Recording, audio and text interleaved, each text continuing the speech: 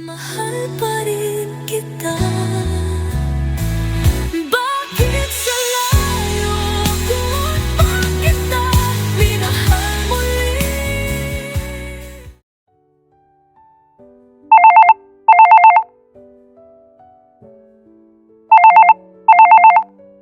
Sylvia, call is for you. One of our suppliers. Okay. Ganyan ang trabaho ko ngayon. Senior accountant sa isang kumpanya dito sa Dubai. Madalas overtime. Madalas masakit ang ulo. Paglabas ng opisina, halos alas 7 na ng gabi. Diretso grocery panghapunan at tanghalian na rin bukas.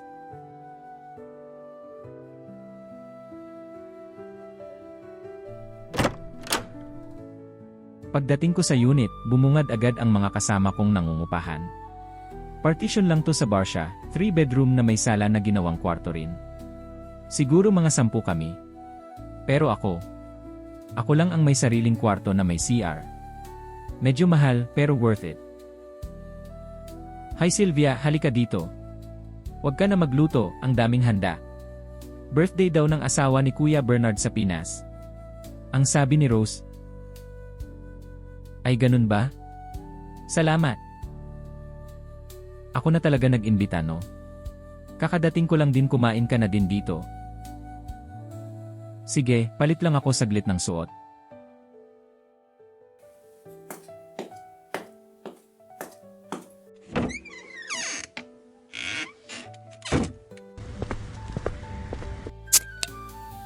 Happy birthday sa asawa mo, Kuya Bernard. Kayo naman, wag na mahiya. Tayo-tayo lang dito. Kailangan tulungan.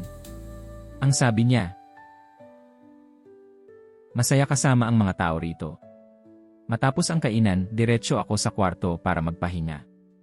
Isa na namang araw sa life ng isang OFW sa Dubai. Rat race kung tawagin nila. Pero sa akin, 8 to 7 race ang laban. Ilang araw ang lumipas. Sylvia, mukhang napapadalas ang tawag ni supplier ha? Siguro dahil sa bagong shop natin sa Laguna Water Park. Ang aking sagot sa kasama ko sa work. Pero alam ko na to. Kabisado ko na ang mga galaw na ganito. Wag naman sana maulit.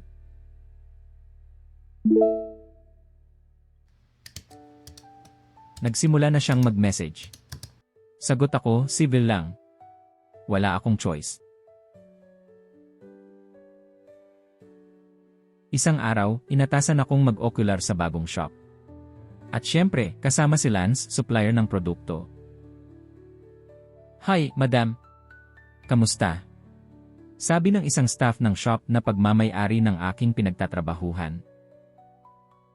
Ayos lang. Kasama ko supplier. Mag-inspect lang.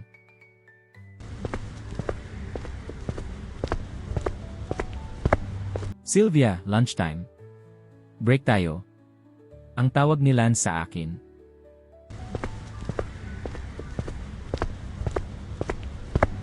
Umalis saglit ulit si Lance para mag-washroom. Ako naman naghintay lang malapit sa shop. Di nagtagal lumapit ang staff namin sa akin.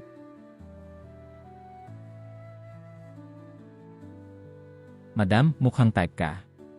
Lagkit tumingin. Chance mo na yan. Gwapo rin naman. Sira ka. Wala ako sa ganyan. Manlibre pa siya. At dahil hindi rin kalakihan sahod ko, tinanggap ko na rin. Sylvia, tiga saan ka sa Pinas? Sabi ni Lance. Baguio.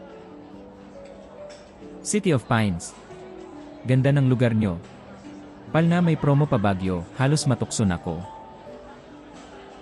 Nagkwentuhan kami. At miss ko na rin ang lugar ko.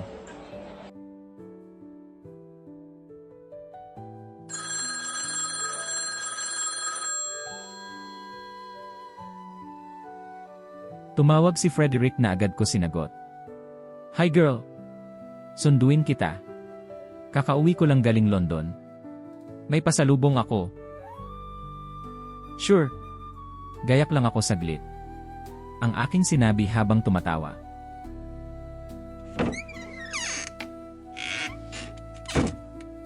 Paborito ko tong mga unplanned gala. Palaging natutuloy. Hoy, grabe ka. Chanel bag. Ang mahal nito. Ang nasabi ko kay Frederick. Sira. Hindi ako bumili niyan. Si Dante. Bumisita kami sa Paris.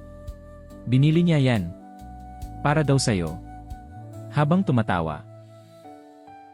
Nakakahiya naman. Ang mahal nito. Mura lang yan sa binilhan. Nabawasan pa presyo ng bag ko dahil dyan. Besides, di mo naman siya makikitang may Chanel. Pero girl, binili yan para sa'yo. Ako ay napahinto at na-imagine ko tuloy si Dante naka-Chanel bag. Hindi ko mapigilan matawa. Tawa ka no? Ako rin, tawa ng tawa. Best friend talaga kami. Actually, mahal ko rin yun eh. Pero alam mo yung tunay na kaibigan. Ganon siya sa akin. Kaya sigurado ako, hindi lang yan basta regalo. Ang sabi ni Frederick. Totoo naman. Parang ang layo na ng nilalakaran ng mundo namin. Siya, tahimik pero matagumpay. Ako, isang babae sa gitna ng 8 to 7 routine sa Dubai. Hoy, lalim na ng iniisip mo. Tara, dinner tayo. Biglang sinabi ni Frederick. Tulala na pala ako kakaisip. Sorry naman.